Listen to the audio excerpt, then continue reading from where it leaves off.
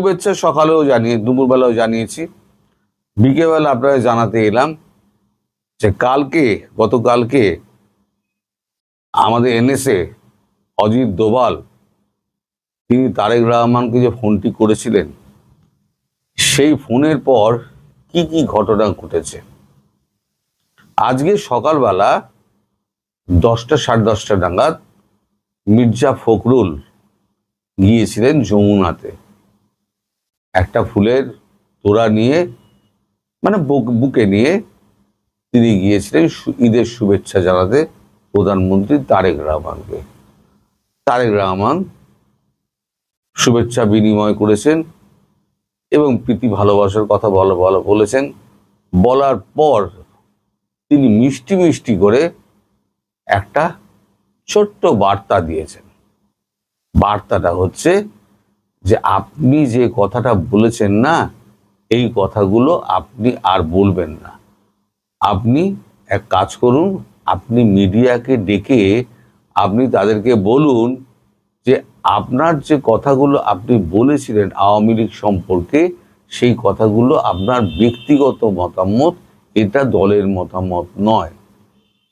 আপনি আমাদেরকে বিপদে ফেলে দিয়েছেন এই কথাটা বলে, কারণ আমাকে চারদিক ম্যানেজ করে কাজ করতে হচ্ছে। আপনার মতো একটা সিনিয়র নেতা, বর্ষিয়ার নেতা যদি এই ধরনের বেফাঁস মন্তব্য করেন, তাহলে পরে আমার পক্ষে দেশ চালানো খুব মুশকিল হয়ে যাবে। বেশ ভদ্র ভাষায় যাকে বলা হয় ধুনে দিয়েছেন মির্জা ফখরুলকে। এখন কালকে যা ঝাড় খেয়েছেন, ঝাড় খাওয়ার পর এখন তার মাথা খারাপ হয়ে গেছে তারেক রহমানের। কারণ তারেক রহমান বুঝতে পারছেন যে ভারতবর্ষ কিন্তু বেশি দিন অপেক্ষা করবে না। ভারতবর্ষ কিন্তু খুব টাইট নজর রাখছে, আর এই সমস্ত ব্যাপারগুলোতে প্রত্যেক কটা নোট নিচ্ছে।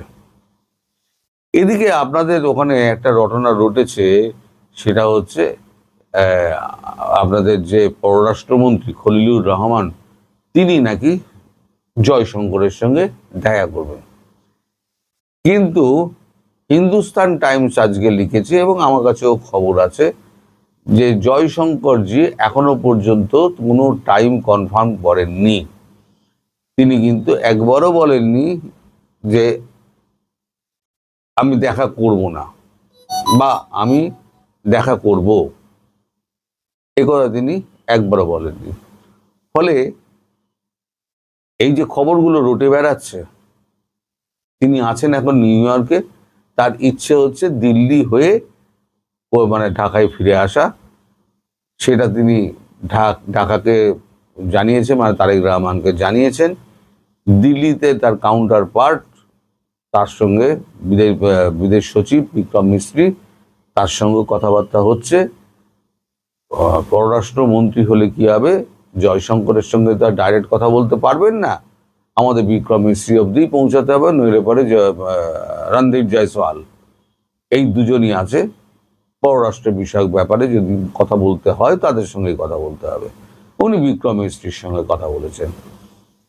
আর বিক্রম মিস্ত্রি তাকে পরিষ্কার জানিয়ে দিয়েছেন এখন সাহেব ব্যস্ত আছেন, সাহেব কখন টাইম দেবেন, যদি টাইম আদৌ দেন তাহলে আপনাকে জানিয়ে দেওয়া হবে। ফলে এই যে একটা আপনাদের দেশে একটা রটে বেড়াচ্ছে যে বহুদিন চেষ্টা করে ইউনূসের লোক পারলো না, হঠাৎ করে বিএনপির লোক এসে জয়শঙ্করের সঙ্গে দেখা পাওয়ার সুযোগ পেয়ে গেল, এটা কিন্তু নয়। জয়শঙ্করজি এখন প্রচণ্ড ব্যস্ত, বিশেষ করে এই যে মধ্যপ্রাচ্যের যুদ্ধ নিয়ে এবং তেল জোগাড় করা নিয়ে। ভারতের কাছে তেল হয়ে গেছে একটা বড় চাপের বিষয়। এখন তেল জোগাড় করতে হয় ভারতবর্ষকে। তেল জোগাড় না করতে পারলে ভারতবর্ষে তেলের যোগানটা কমবে। আমি গতকালকে বলেছিলাম না যে আমাদের নিজেদের লাগের 1,50,00,000 ব্যারেল পার ডে। একটা ব্যারেলে বোধ হয় 362 না কত লিটার বোধ হয় একটা তেল থাকে, এরকম একটা হিসেব আছে। কম বেশি হতে পারে, আমি ভুলও হতে পারি, একটু দেখে নেবেন আপনারা। তো সেই তেল 140 কোটি দেশের লোকের সেই তেল। নাসিরুদ্দিন পাটোয়ারি যে শিবিরের কর্মী নেতা অস্ত্রধারীদের সঙ্গে ঝিনাইদহ সফরে ছিলেন, তাদের সামনে ওই যে নাসিরুদ্দিন পাটোয়ারির গায়ে গিয়ে শুধু ডিমই মারা হলো এবং নাসিরুদ্দিন পাটোয়ারিকে আর কোনো আক্রমণের বা হামলার শিকার হতে হলো না, কোনো হেনস্থার শিকার হতে হলো না, এই ঘটনাটা আসলে কারা ঘটালেন? মানে অস্ত্রধারী তার একেবারে সঙ্গী সাথী থাকবার পর ডিম মারার সাহস করলেন কারা? আর ডিম মেরে সেই ব্যক্তিরা কি করেই বা সেখান থেকে পালিয়ে যেতে পারলেন, যদি এই ডিম মারাটিকেও আমরা আয়োজিত মানে একটা প্রযোজিত ঘটনা বা একটা নাটক বলে মনে না করি। এনসিপি নেতা নাসিরুদ্দিন পাটোয়ারিকে সম্ভবত বিএনপি আর সামাল দিতে পারছে না, মানে তিনি সকল সামাল দেওয়ার ঊর্ধ্বে চলে গেছেন। আসলে মনে করে দেখুন, নাসিরুদ্দিন পাটোয়ারিকে এর আগে আমরা 2024-এর জুলাই আগস্ট আন্দোলনের যারা খুব লক্ষ্য করেছি, তারা চিনেছি, দেখেছি একরকমের হাসনাত, সার্জিস, নাহিদ ইসলাম, আসিফ মাহমুদ, সজীব ভুইয়ার পরের সারির নেতা হিসেবে। সেই নাসিরুদ্দিন পাটোয়ারিকে মির্জা আব্বাসের বিপক্ষে হাদির একরকমের প্রতিমূর্তি হিসেবে দাঁড় করিয়ে দিল জামায়াতে ইসলামীর 11 দলীয় জোট এনসিপির প্রার্থী হিসেবে।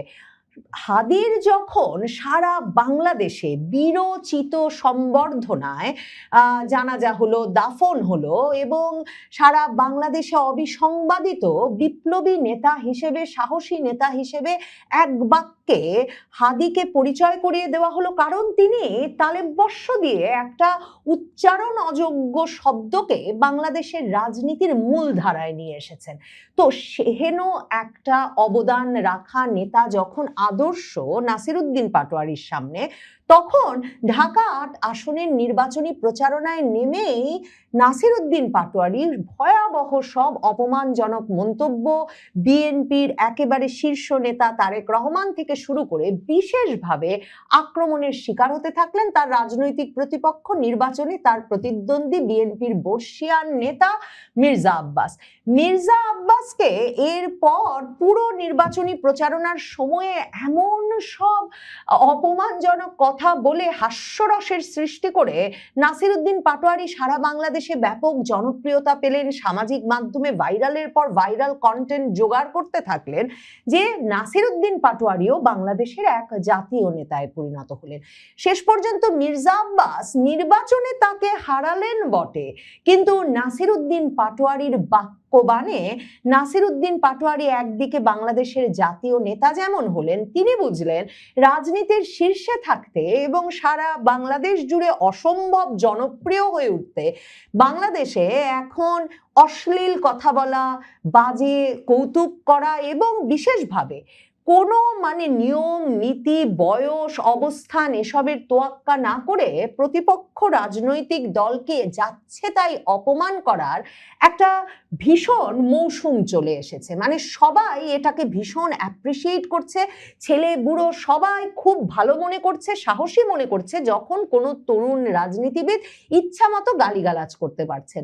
এখন পরিস্থিতিটা বাড়তে বাড়তে এমন পর্যায়ে পৌঁছেছে যে নাসিরুদ্দিন পাটোয়ারি কদিন আগে, এই 2-3 দিন আগে দেখলাম ভাইরাল হয়েছে, এমন কথা বলে বসেছেন যে তারেক রহমানের এর আগে কোমর ভেঙেছে, মেরুদণ্ড ভেঙেছে ডিজিএফআই, এরপরে কে কি ভাঙবে, এরপরে যে কি ভাঙবে আর কে ভাঙবে সেসব কেউ কিছু বলতে পারে না।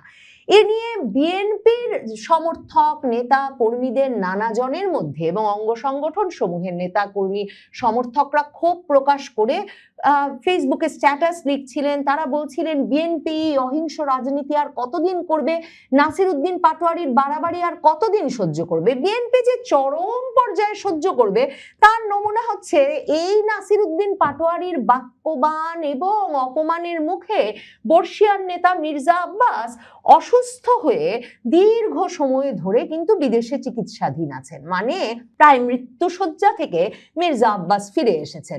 কাজেই বিএনপি বিএনপি সম্ভবত এই নাসিরউদ্দিন পাটোয়ারির মুখে কিভাবে লাগাম দিতে হবে সেটা কিছুতেই বুঝতে পারছেন না। আর শীর্ষ নেতা তারেক রহমানের কাছ থেকে যে ইঙ্গিত এসেছে, উনি মির্জা আব্বাসকে অপমান করার পর, তাতে বিএনপির নেতারা আসলে বুঝতেও পারছে না যে নাসিরউদ্দিন পাটোয়ারিকে আশকারা দেওয়া উচিত নাকি কোনোভাবে শায়েস্তা করা উচিত। কারণ মনে করে দেখেন, মির্জা আব্বাসের বিরুদ্ধে মানহানিকর বক্তব্যের জন্য যখন বিএনপির এক কর্মী এই নাসিরউদ্দিন পাটোয়ারির বিরুদ্ধে মামলা করলেন মানহানির দায়ে, এবং সেই মামলায় আদালত সমন জারি করলো, তখন বিএনপি উল্টে তার সেই বিএনপি কর্মীকেই শোকজ করলো যে সে কেন দলের সিদ্ধান্ত ব্যতি রেখে নাসিরউদ্দিন পাটোয়ারির মতো মহান নেতা, না হয় মির্জা আব্বাসকে অপমান করেছে, কিন্তু কেন বিএনপির ওই নেতা নাসিরউদ্দিন পাটোয়ারির বিরুদ্ধে মামলা করার সাহস করলো। কাজেই বিএনপি, ছাত্রদল, অঙ্গ সংগঠন সমূহ বুঝতে পারছে না যে নাসিরউদ্দিন পাটোয়ারি বক্তৃতা দিয়ে ভাইরাল হচ্ছে যে সে নাকি প্রধানমন্ত্রী তারেক রহমানের মেরুদণ্ড ছাড়াও অন্য কিছু ভেঙে দিতে পারে, তখন তাদের আসলে কি প্রতিক্রিয়া দেখানো উচিত। এমন অবস্থায় নাসিরউদ্দিন পাটোয়ারি নিজেই একটা বিরাট নাটকের কেন্দ্রে শুক্রবার রাতে গিয়ে উপস্থিত হলেন। তিনি শুক্রবার রাত 9:30টার দিকে নিজের ভেরিফাইড ফেসবুক আইডিতে নাসিরউদ্দিন পাটোয়ারি লিখলেন, প্লিজ সেভ আস, এই যে আসুন আমাদের রক্ষা করুন, এই কথাটা তিনি যখন লিখছেন তখন ঝিনাইদহে জাতীয় নাগরিক পার্টির মুখ্য সংগঠক নাসিরউদ্দিন পাটোয়ারির ওপর ডিম নিক্ষেপ ও হামলার ঘটনায় মামলা না নেওয়ার অভিযোগে তারা তখন থানার সামনে অবস্থান নিয়েছেন। এবং ওইদিকে শুক্রবার জুম্মার নামাজ আদায় শেষে যখন মসজিদ থেকে বের হচ্ছিলেন নাসিরউদ্দিন পাটোয়ারি, সে সময় ইসলামী বিশ্ববিদ্যালয় ছাত্রদলের আহ্বায়ক শাহেদ আহমেদ নাসিরউদ্দিন পাটোয়ারির সঙ্গে কথা বলতে আসেন।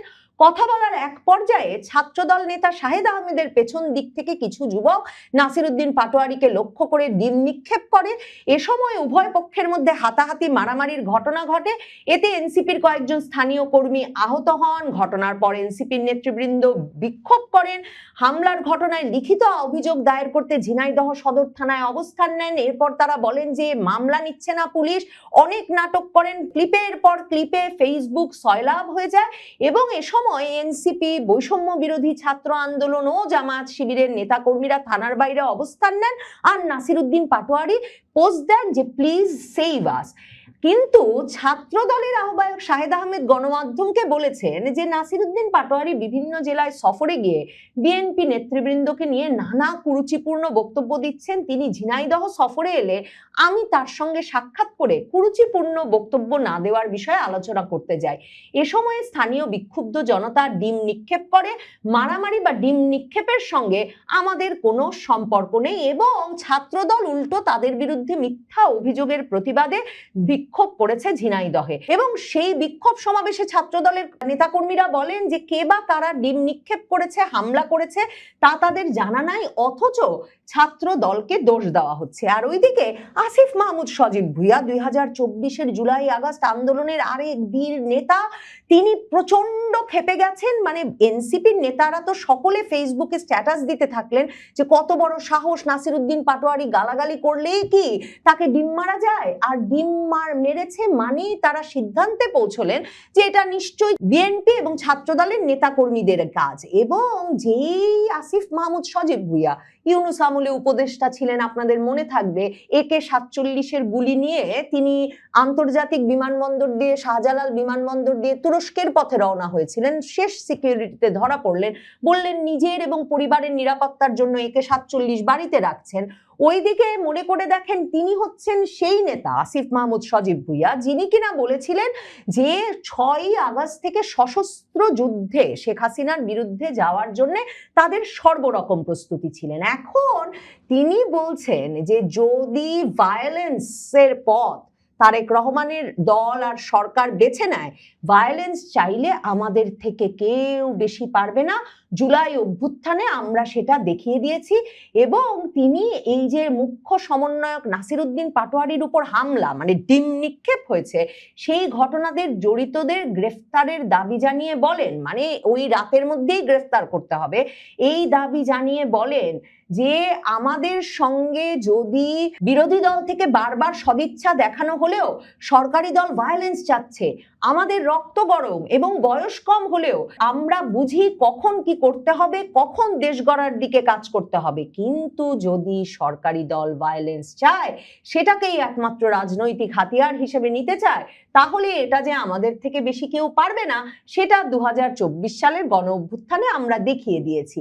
এবং আসিফ মাহমুদ সজীব ভুইয়া বলেন যে তারেক রহমানকে মনে রাখতে হবে এই প্রজন্ম, মানে সবচেয়ে ভায়োলেন্ট যে প্রজন্ম, আসিফ মাহমুদ সজীব ভুইয়া যেই প্রজন্মের দায়িত্ব নিয়ে নিয়েছেন, তিনি বলছেন এই প্রজন্মের সঙ্গে লড়াই করার ভুলটা শেখ হাসিনা করেছিলেন। আশা করি এই ভুলটা তারেক রহমান করবেন না।